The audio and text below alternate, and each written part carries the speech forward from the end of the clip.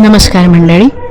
सृष्टी सर्व गाती पवित्र प्रभूला, वंदू त्या देवाला आता आम्ही. या कवी सुमंत विष्णू करमरकरांच्या पंक्ती असोत किंवा कवी केशव वामन पेठे यांच्या नाम तुझे बहुथोर दयाळा, त्याच्या पायाखाली सारा जलचर भूचर खेचर बसला, या पंक्ती असोत, ज्यामध्ये खेचर म्हणजे पक्षीवर्ग असा अर्थ होतो.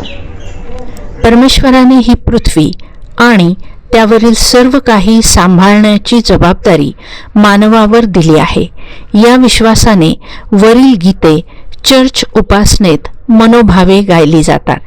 केशव पेठेंच्या काव्यपंक्तीतील खेचर म्हणजे पक्षीवर्ग, बायबल आणि पक्षीवर्गाबद्दलची आपली जबाबदारी याबद्दल आपल्याशी संवाद साधणार आहेत UTC बँगलोरचे प्राचार्य professor reverend doctor C. Vasantrao. त्यांची ओळख UTC बद्दलच्या मागील व्हिडिओमध्ये मी सविस्तर करून दिलीच आहे. जेव्हा पर्यावरण, पक्षी, बायबल आणि त्याबद्दलचे कायदे हे विषय नव्याने सर्वसामान्यांसमोर येत होते, तेव्हा त्याबद्दल संशोधन करून जगभरातील अनेक विद्यापीठांमधून यासंबंधीची पुस्तके professor reverend doctor C. Vasantrao प्रकाशित करीत होते. म्हणजे त्यांना या विषयातील एक जनक असेच म्हटले पाहिजे. आपल्या चॅनलसाठी त्यांनी वेळ देणे हा मी आपल्या चॅनलचा सन्मान समजते.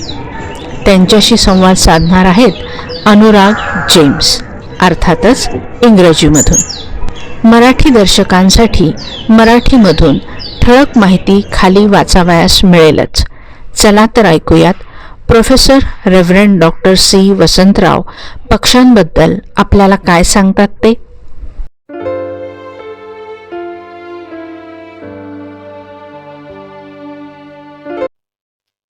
And in the family lot, were there any different birds? Obviously, there were different birds, but how were they? Yeah, in Taminipat, definitely totally different birds because these are Ghats.